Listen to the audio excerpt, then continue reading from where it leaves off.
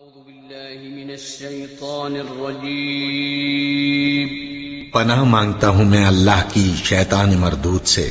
بسم اللہ الرحمن الرحیم شروع اللہ کا نام لے کر جو بڑا مہربان نہایت رحم والا ہے۔ اعوذ باللہ من الشیطان الرجیم بسم اللہ الرحمن الرحیم والذین کفروا بعضهم اولیاء بعض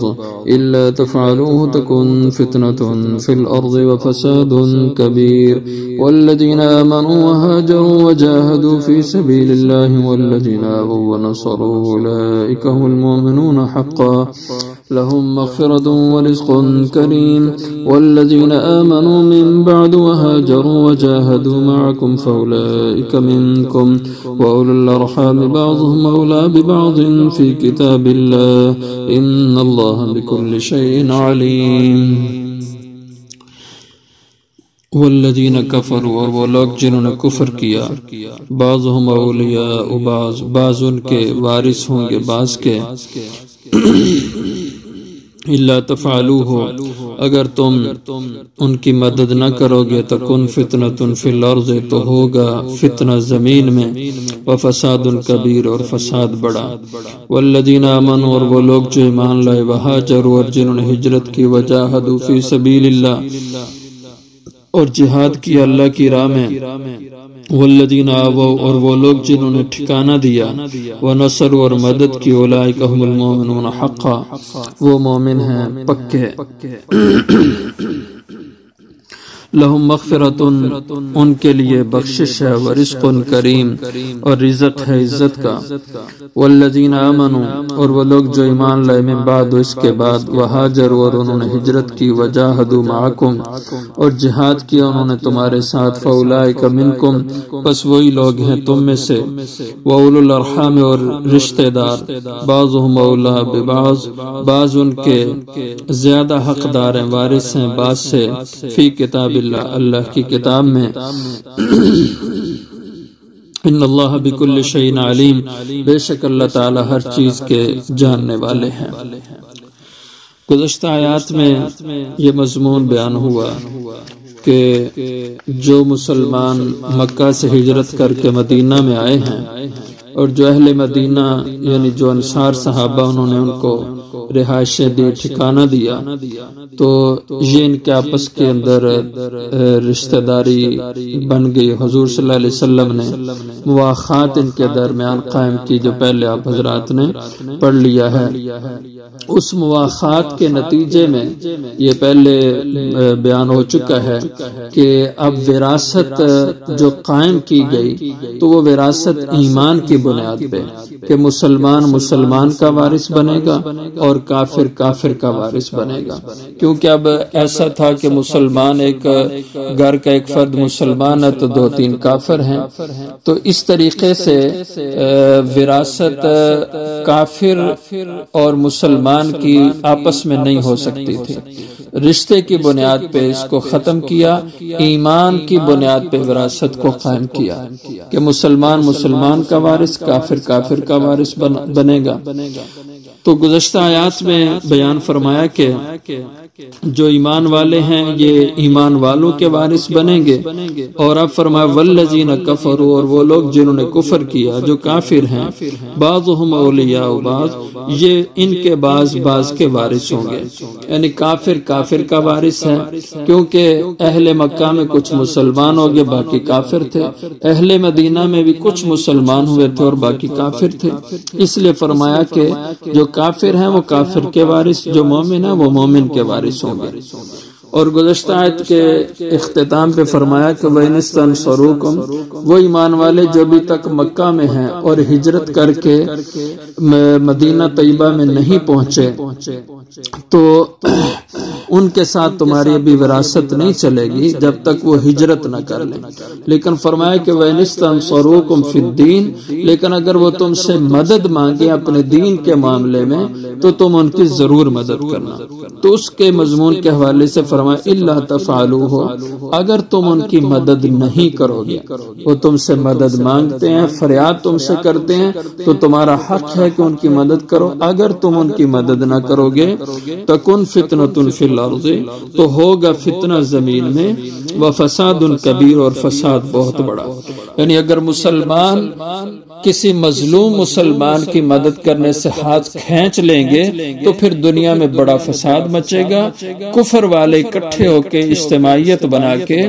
اہل ایمان کو کچلیں گے، ان پہ مظالم ڈھائیں گے، اور زمین کا بہت بڑا فساد ہے۔ جیسے آج ہم دیکھ رہے ہیں مسلمان بکھرے ہوئے ہیں اور کافر مجتمع ہیں، ان کا اتحاد بنے ہوئے ہیں، اور وہ مسلمانوں کو بکھیر بکھیر کے جگہ جگہ ان پہ ظلم ڈھا رہے ہیں۔ تو ایسے موقعوں پر سب مسلمانوں کا حق بنتا ہے کہ اجتماعیت پیدا کریں اور جو مظلوم مسلمان ہیں مل کر ان کی مدد کریں۔ اگر ایسا نہیں کرتے تو اجتماعی طور پہ سب مجرم قرار دیے جائیں گے۔ آگے فرمایا والذین آمنوا وہاجروا، اور وہ لوگ جو ایمان لائے اور جنہوں نے ہجرت کی، وجاہدوا فی سبیل اللہ، اور انہوں نے اللہ کے راستے میں جہاد کیا، یہ مہاجرین صحابہ ہوئے۔ والذین آووا ونصروا، اور وہ لوگ جنہوں نے ان ہجرت کرنے والوں کو ٹھکانہ دیا، رہائشیں دی، ونصروا، اور ان کی مدد کی، یعنی مدینہ میں جو مسلمان ہیں جن کو اصطلاح میں انصار کہا جاتا ہے، اولئک ھم المؤمنون حقا، یہ مہاجرین اور دوسرا طبقہ انصار ہجرت کر کے مدینہ آنے والے مکہ سے، اور مدینہ والے جو رہائشی ان آنے والوں کو رہائشیں دینے والے اور ان کی مدد کرنے والے، یہ مہاجر انصار اولئک ھم المؤمنون حقا، یہ سب کے سب ایمان والے ہیں سچے، یہ پکے مومن ہیں۔ اللہ ان سب کے ایمان کی گواہی دے رہے ہیں، تو اللہ جس کے ایمان کی گواہی دے تو وہ ظاہر اللہ تا موت تک کے اس کے حوال کو جانتے ہیں۔ تو جب اللہ موت تک کے حالات سے واقف ہے اور وہ ان کے ایمان کی شہادت دے رہا ہے، گواہی دے رہا ہے، تو معلوم ہوا کہ یہ مہاجر انصار سب صحابہ ایمان پر ان کی موت ہونے والی تھی۔ اب جو شخص ان کے ایماندار ہونے کا انکار کرے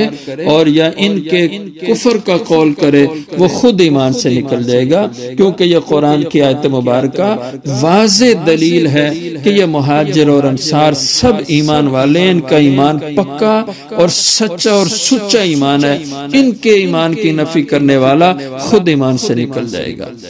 اور لہم مغفرتن، ان لوگوں کے لیے ہے بخشش اللہ کی طرف سے، ورزق کریم، اور عزت کی روزی اللہ جنت میں ان کو عطا فرمائیں گے۔ والذین آمنوا من بعد وہاجروا، اور وہ لوگ جو ایمان لائے ان کے بعد، یعنی ان مہاجرین اور انصار کے بعد جو ایمان لائے، یعنی فتح مکہ کے بعد، جیسے حضرت ابو سفیان تھے، حضرت معاویہ تھے، حارث بن حشام تھے، بہت سے حضرات صحابہ جو فتح مکہ کے بعد ان مہاجرین اور انصار کے پیچھے ان کے بعد مومن ہوئے، ایمان لائے، وہاجروا، اور انہوں نے ہجرت کی، وجاہدوا معکم، اور انہوں نے جہاد کیا تمہارے ساتھ۔ تو جیسے دوسری آیت میں بھی فرمایا کہ جو لوگ فتح مکہ کے سے پہلے ایمان لائے اور جو فتح مکہ کے بعد ایمان لائے، پہلے والوں کا درجہ بعد والوں سے بڑا ہوا ہے فضیلت کے اعتبار سے، لیکن کل وعد اللہ الحسنہ، اللہ تعالیٰ کا جنت کا سب سے وعدہ ہے کہ پہلے والے مکہ سے پہلے، فتح مکہ سے پہلے ایمان لانے والے اور فتح مکہ کے بعد ایمان لانے والے ہیں، سب کے سب جنتی، سب کے ساتھ اللہ کا جنت کا وعدہ ہے۔ تو یہ بڑا اعزاز ہے صحابہ کے لیے۔ فرمایا کہ جو ان انصار و مہاجرین کے بعد ایمان لائے اور انہوں نے ہجرت کی اور تمہارے ساتھ مدینہ میں آ کے ٹھہر گئے، وجاہدوا معکم، اور تمہارے ساتھ مختلف جہادوں میں شریک ہوئے، فاولئک منکم، پس یہ لوگ تم میں سے ہیں، یعنی تمہارے بھائی بند ہیں۔ یہ مضمون ایک بیان ہوا۔ وَأُولُو الْأَرْحَامِ بَعْضُهُمْ أَوْلَىٰ بِبَعْضٍ، یہ اب آگے مضمون ہے۔ مفسرین اکرام رحمہ اللہ فرماتے ہیں یہ جو مومن کا وارث ہے، اگرچہ نسبی رشتہ نہیں ان کا آپس میں، لیکن ایمان کی وجہ سے وراثت کا قانون حضور صلی اللہ علیہ وسلم نے لاگو کیا مواخات مدینہ کے ذریعے سے، لیکن یہ ایک وقتی ضرورت کے تحت تھا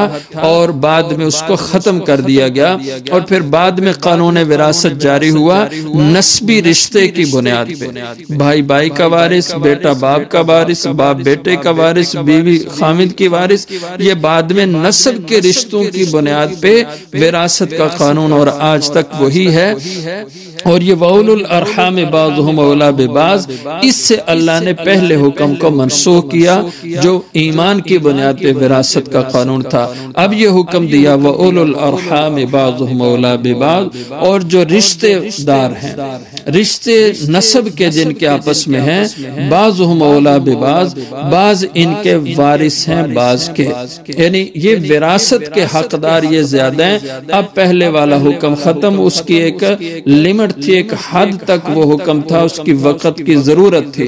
اب اس کے بعد اب قیامت تک کے لیے حکم ہے کہ رشتے کی بنیاد پہ وراثت چلے گی فی کتاب اللہ۔ یہ اصل مستقل حکم ہے اللہ کی کتاب میں، ان اللہ بکل شیء علیم۔ باقی احکام کا نافذ اور احکام کا منسوخ کرنا یہ اللہ کے علم کے ساتھ ہوتا ہے۔ ایک چیز ایک وقت کے لیے اللہ نے بھیجی اور اس وقت کے بعد اللہ نے دوسرا حکم بھیجا، یہ اللہ اپنے علم اور حکمت کے ساتھ اس کے فیصلے کرتے ہیں۔ بے شک اللہ ہر چیز کے جاننے والے ہیں۔ وآخر دعوانا